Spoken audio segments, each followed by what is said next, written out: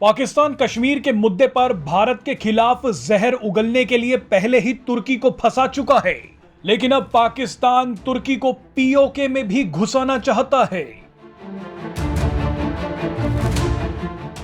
आपको याद होगा कि हाल ही में भारतीय सेना के बयान के बाद पीओके का मुद्दा फिर चर्चा में आ गया था, लेकिन पाकिस्तान ने भी अब पीओके पर अपनी जकड़ को मजबूत करने के लिए एक नया और खतरनाक षड्यंत्र रचना शुरू कर दिया है।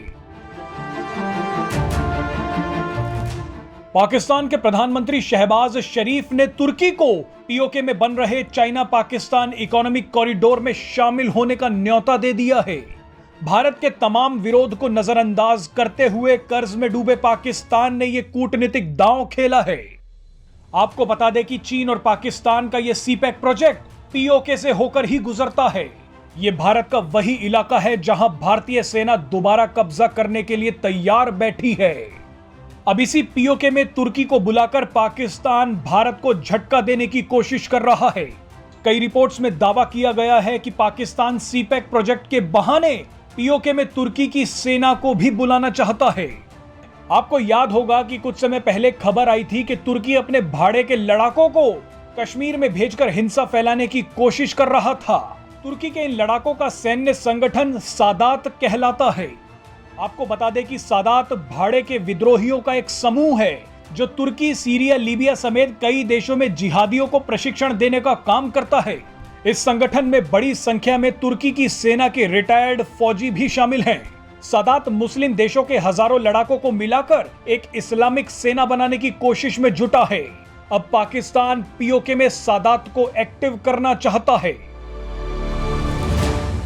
हमेशा कहा जाता है कि बुरे के साथ रहने से कभी भला नहीं होता, और ये बात पाकिस्तान जैसे देश के बारे में 100% सच है। पाकिस्तान लंबे अरसे से इस्लामिक ब्रदरहुड के नाम पर सऊदी अरब से पैसा लेता रहा, सोवियत संघ को रोकने और कभी आतंकवाद के खिलाफ कार्रवाई करने के लिए अमेरिका से पैसा लेता रहा, और चीन से तो हर बहाने से पैसा लेता रहा। अब पाकिस्तान ने अपना जाल तुर्की की तरफ फेंका है।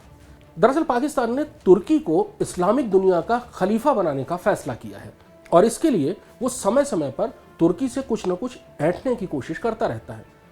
कुछ वक्त पहले पाकिस्तान ने इस्लामिक प्रोपेगेंडा के लिए तुर्की और मलेशिया के साथ मिलकर एक पूरी प्रोपेगेंडा मशीन बनाने की कोशिश की थी, जो नाकामयाब रही।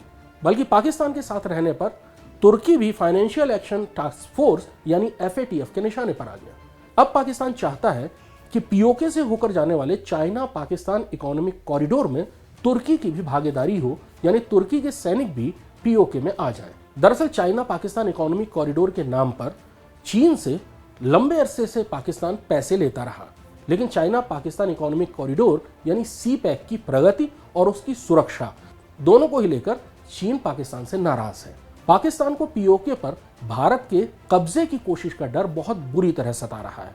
इसलिए पाकिस्तान अब चाहता है कि चीन मदद करता रहे और तुर्की के सैनिक पीओके में सीपैक और पीओके की सुरक्षा के लिए तैनात रहे।